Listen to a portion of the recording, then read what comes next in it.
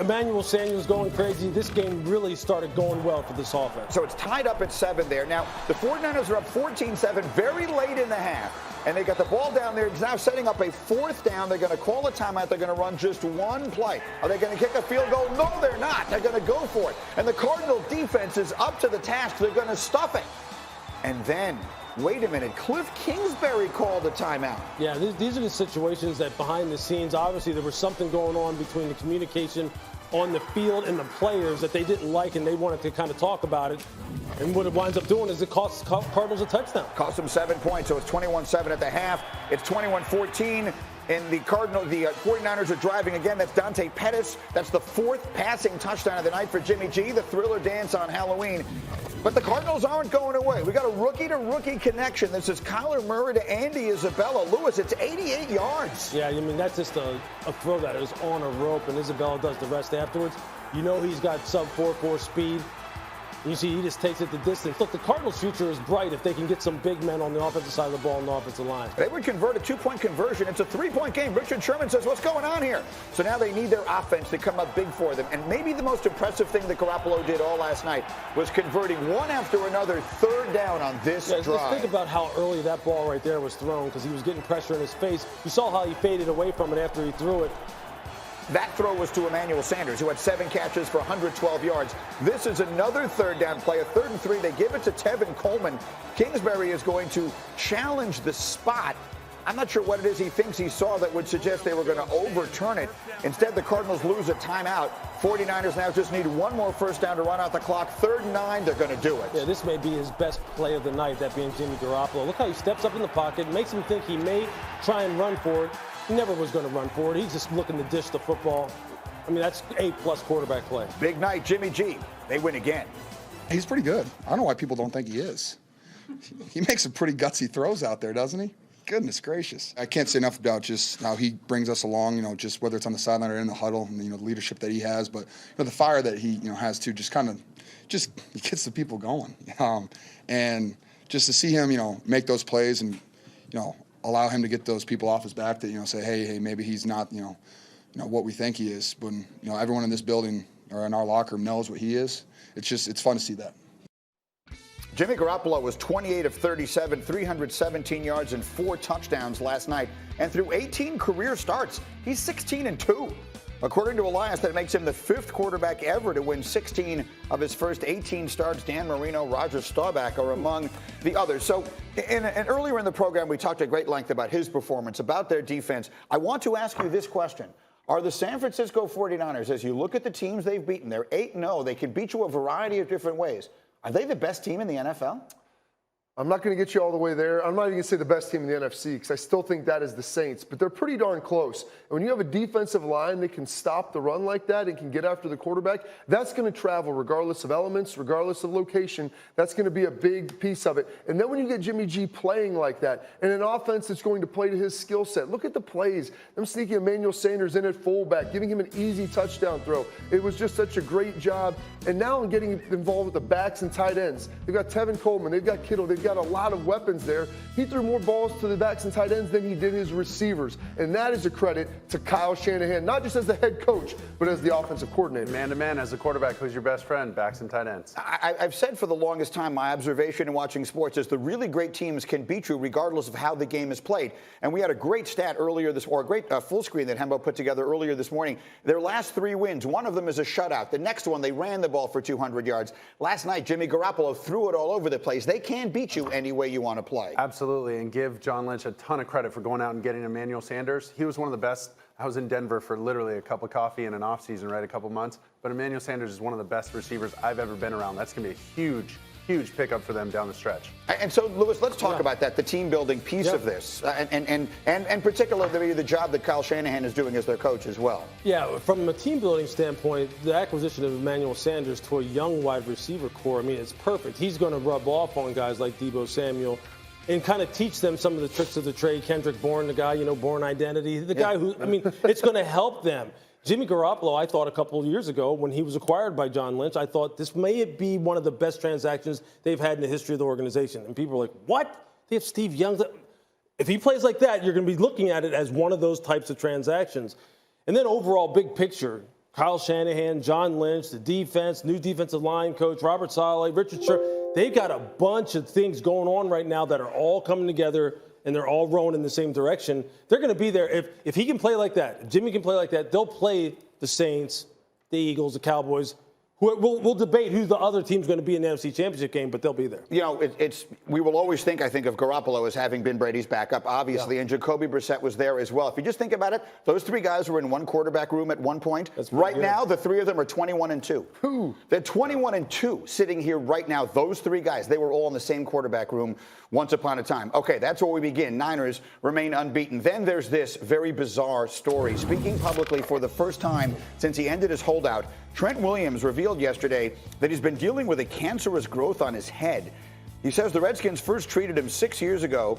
He said he was told the growth was, quote, minor. Then this offseason, they encouraged him to get further treatment, and he was diagnosed with a rare cancer. And in a lengthy conversation yesterday, he says he doesn't trust this team anymore.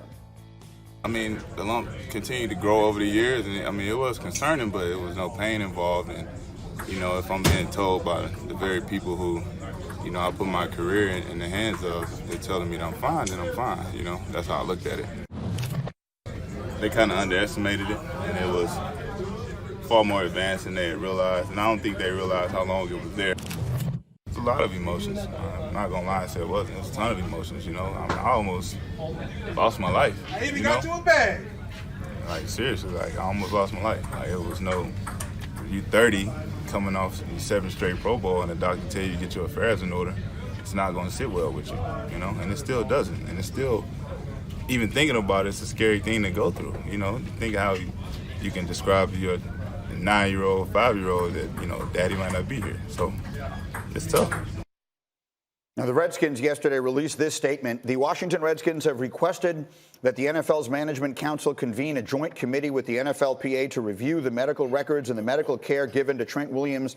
The Redskins continue to prioritize the health and well-being of our players and staff. Due to health care and privacy regulations, we are unable to comment further at this time. We look forward to the joint committee's results. There was a surreal nature to this entire day yesterday. We tried as hard as we could to put together a representative piece of that lengthy conversation that he had sitting there at his locker. There's a lot of this that we're not going to dive into here. Sure. We don't know the particulars of the way this was diagnosed. This is not an ACL. This is obviously something vastly different from that. I guess the question I would ask is, where does it go from here? You have a player sitting there in front of his locker while everyone else is doing regular football stuff, and he's talking about how doctors were telling him to get his affairs in order. Where in the world does this go from here from a football standpoint? Unless you can pinpoint exactly after all the facts come out, exactly where the breach of trust was, and you can really narrow it down and pinpoint it to, you know, some faction of the organization, and you feel as though Trent is still someone who you want on your football team, and you get rid of that part of the organization, then you have to descend. Then you have to go ahead and move him. You have to move him because right now it sounds like to me from his standpoint, it can't be recovered at all. Period. But that's part and parcel of what's going on with the Redskins anyway. Many of us have been sitting here for the longest time saying, why didn't they do that before? There were teams out there that I have to believe would have given them a lot for a Pro Bowl left tackle. They would have at the beginning of the year. Like, it doesn't make any sense, Greeny. They knew they were lying to themselves if they thought they were going to be able to go on a run and be 5-2 like they were last season. They should have parted with him, got some assets. You have a young quarterback in Bill, but that just speaks to the overall dysfunction from the top down of the Redskins about where they were and where they are as a franchise. Yeah, Mark, you were in that locker room not long ago. I think a lot of us on the outside just look at that as just a complete dysfunctional mess. What's it like inside there? I mean, Trent's one of those guys that everybody respects there. Like you said, 7 straight Pro Bowls, and I can tell you right now, those quarterbacks are really missing him out there. It's obvious on the field. It makes a coordinator's job a lot easier to call run plays and all that. So it's just it's a tough spot to be right now. But like you said, they told him to get his affairs in order. It just as an organization, they need to get things in order and all march in the same direction. I think that's well said. Okay, so we have that situation, which was somewhat bizarre. Then this one, which is a lot more commonplace, but not particularly pretty. In Cleveland, quarterback Baker Mayfield continuing to come under fire for both his play on the field and some of the things that he says off it. The Browns, of course, are off to a disappointing 2-5 start. But yesterday, wide receiver Odell Beckham Jr. came to the defense of his quarterback. You can't sit here and say it's all on him. You know what I mean? We have to take a look at everything that's going on around him. And you know, and obviously he has to play better. I have to play better. Jarvis has to play better. Chubbs, we all have to do better. We all need to do better. You can't sit there and be like it's Baker's fault. Like, I feel like that's the easiest thing for us to do. And I've been in situations, where one person's getting the blame and the rest of the people are quiet, just to kind of stay out of the fire. Like, I'm going to jump in the fire with them. I'll be the first one. So here's what I want to ask you guys, because we've been talking about the Browns, it feels like at this point, for like 7 or 8 months, and certainly all week long with all of this. And the answer from everyone seems to be consistently, well, they need to stop talking. They need to stop talking. Whose job is it to get up there and say, guys, we're not going to talk anymore? Like, this is going to stop now, and we're going to focus on what we're actually supposed to be doing here. Who has the authority and the ability to get up in front of everyone and say, shut up? Well, it starts with the head coach. I mean, we know that. But see, the head coach, going all the way back to the offseason, was one of the people who came off with that air of cockiness before they had even strapped it up and played a single game. Everybody in Cleveland was sitting there with their chest pumped out, going and listening to us talk about them, and and do those like mock schedules where we're sitting there picking games, and everybody's sitting. They started believing it. You could tell they started believing it. But now, as Mike Tomlin likes to say, where the rubber meets the road, when it met the road, they were nowhere to be found. This is a team that is mistake-ridden. This is a team that plays undisciplined. It's a team that isn't utilizing its players the way they should be utilized. And this is what happens. Look, everybody can put up with someone who has a big mouth when you're successful because you just go, what am I supposed to say? But you know what they're doing? They lay in the weeds waiting for you to start going downhill, and then everybody comes out and just boom. And that's what they're doing to this team, and that's what they're doing to Baker Mayfield in particular. Everybody in the league was waiting for them to fail because there's a reason why in the NFL everybody acts a certain way. Because that's how winning teams, that's how winning franchises do it. The Cleveland Browns were trying to transition into that, and they didn't ignore the noise. They didn't manage expectations. 2 of the things you see the New England Patriots do all the time. But I will say this about Baker. The fact that Odell Beckham Jr. is having the season that he is having and the lack of production, and he is coming out and defending his quarterback.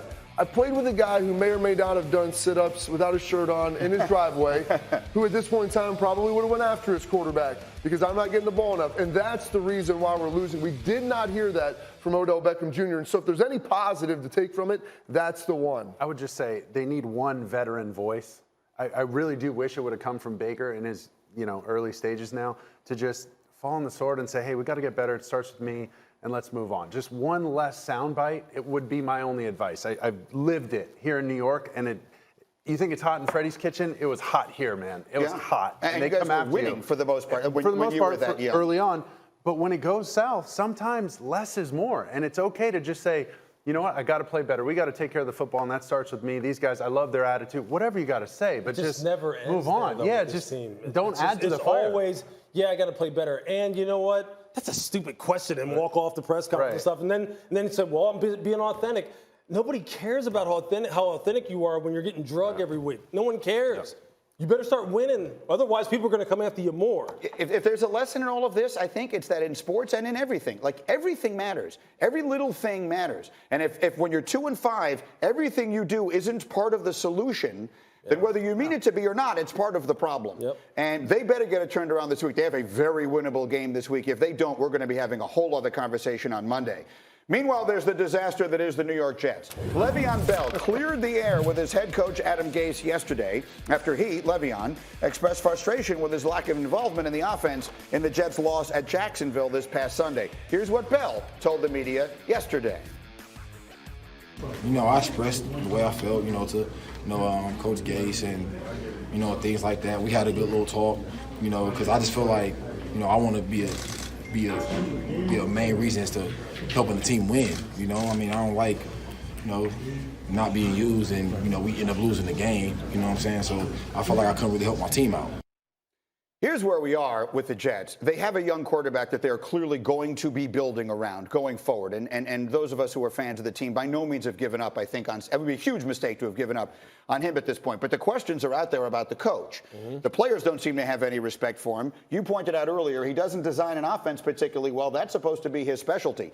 But they basically handed the entire franchise to him and let him handpick his general manager, Joe Douglas. So the question is, where does the organization, sitting at 1-6, go from here?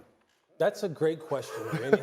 That's a great question, because what it sounds like is, in some way, shape, or form, if they don't have some kind of miraculous turnaround, you're looking at another reset again in some way, shape, or form. Someone's going to have to be blamed for it, and it's not going to be the owners. They're not going to sell the team and go, hey, it was our fault. We picked the wrong guy. They're going to look for someone. And what this sets up a very interesting dynamic, because as you just pointed out, Adam Gase was very instrumental in Joe Douglas being the general manager there. Now, Joe Douglas could absolutely just wash his hands of this whole thing right now and go, hey, look, all this mess was here before I even got here. I haven't done a thing yet. My work is yet to come in January. Is he going to be the one who gets called into Christopher Johnson's office and go, hey, you know what? I think the guy who hired me may not be best for this place. So this is getting weird, is what's going to happen here. And it's becoming like a soap opera, which has kind of become the norm with this team. Green's used to that, exactly. I mean, this is what you've been living through for the last decade, 2 decades, 3 decades. It's really what informed what I said a minute ago, which is little things. If there's one thing I've learned from just observing all of this, and again, if you're young people who are watching this show right now, it extends to things well beyond football and sports. Like these little things that seem like little things, they matter. So when Le'Veon Bell, to the point you made earlier this morning, Mark, is sitting up there telling the world, I had this conversation with the coach about my role. Why does anyone need to know about that? I mean, in my opinion, you don't. I understand he's not trying to break news or anything, but in this market, when you, like you said, the little things, you let any of that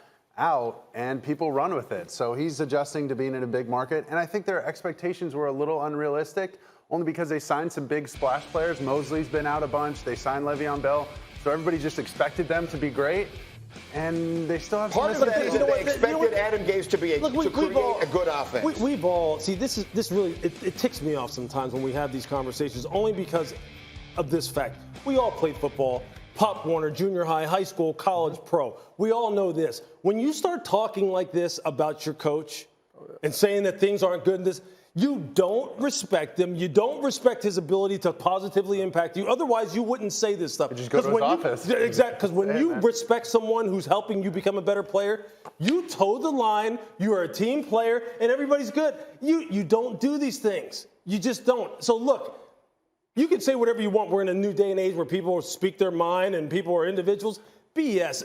That's not how it works in team sports. This right here is indicative of a problem of the New York Jets, and I'm sorry, Greeny. Don't be sorry to me.